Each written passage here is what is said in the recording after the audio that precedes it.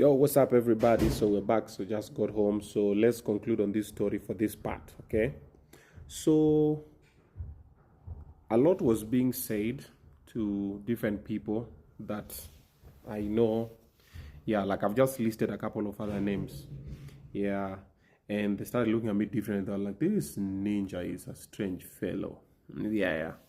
And then also, most of the time when normally you find there's a fall off between a lady and a guy, most guys don't talk, and these are the things that are making the suicide rates for men higher, because men, they always just keep quiet. They'll be told about, you'll see. So normally people see the reaction, they normally don't find out the beginning, why, then nini. People always see what happened. You see, for example, if a lady goes out today and cries and says this happened, the man is the one who will be prosecuted. So like my case, she went, paid people, did whatever, said a story on her side, and I kept quiet, and a lot of people said a lot of things about me.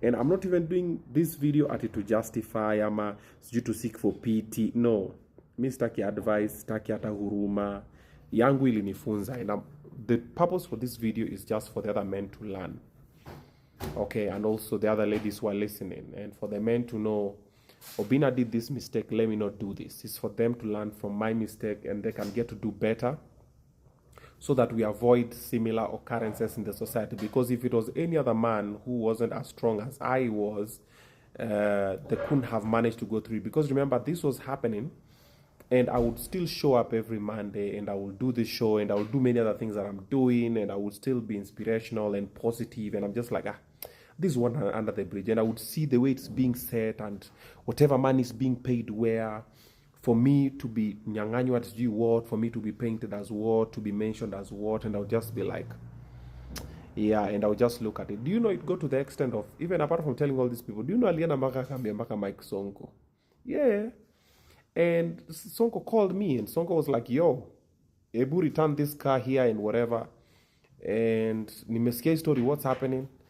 And I told Sonko, even Jago was there, and I told Sonko the whole story. Nikambia, hey, this and this and this is what's happening, because alikuwa ameenda kwa Sonko so that waende NTSA, so that gari sijui changiwe sijui from which sijui irudishiwe, akasema tumemwibia gari. Like, it's complicated.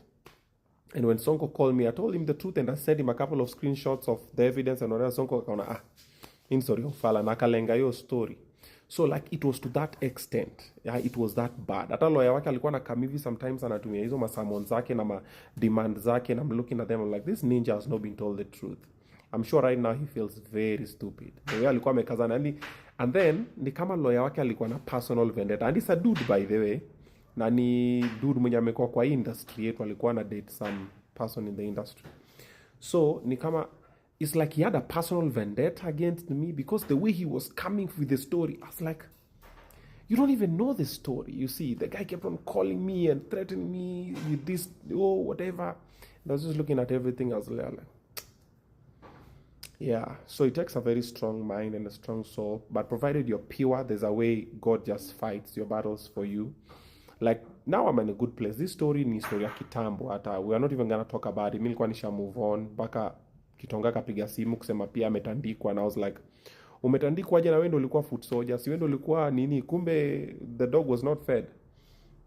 That is what has brought this story. And when you see other people saying, oh, don't talk about it, that is what is hurting men. That is what is hurting your husband. That is what is hurting your son, your boyfriend, your dad, your uncles, your grandfather. That is what is making them die young.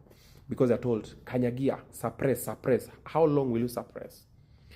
When you talk about it, you let it go, it moves and everything. And by the way, I'm not doing this video to chomea anybody, I'm not to malign anybody, no. Trust me, I have all the evidences, I can back up everything. I have, hizo nilipeleka huko DCI, my friend. Yeah, zilikuwa zimesonga. And speaking of which, let me show you my gallery.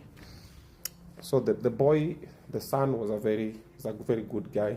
Still love him to death until now. He's still on my wall of fame here. And hata nifiche uso tu yake. Yeah. So that's the boy. You see, so upper, that's the other boy. That's the girl. Let me see if I can feature this one. Could you? It come like this. So this one was us. Us boys over there. Yeah. How ni sisi hapo. Yeah. So in the wall of fame, how do you go up? Because the boy didn't do anything bad and everything.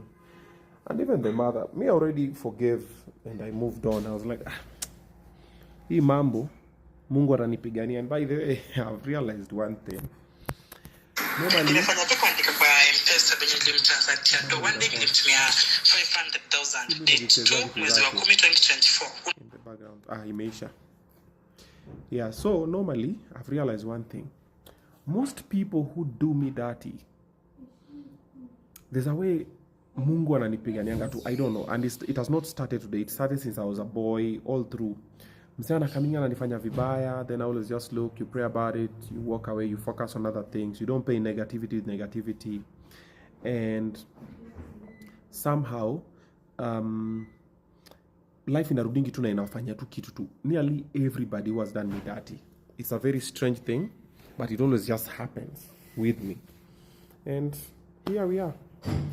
And a lot of people, oh, by the way, I have a couple of DMs, people telling me due to expose nini. No, guys, that's not what I do. Yeah, I don't do expose. After ni toa mati master, simwajua hao wanafanya hizo vitu zao. Yeah. Because hata mkinimezo my evidence nianza kusema huyu pia amesema, no, that's not my job, that's not what I'm about. Me, I was just sharing my story of how I was manipulated, how I was used, how I was abused, and everything that happened, and the lessons I picked along the way so that the other people cannot fall through those mistakes. It's not about expose. All right. So that's the much you have for now. I think later I might tell you the interesting story of how we met. Yeah. How the whole thing ended up all together. It was very weird. I still don't understand it until today. Yeah. So if I've been a good vibe, maybe later in the night, I will share how we met. Yeah. That was very strange. Okay.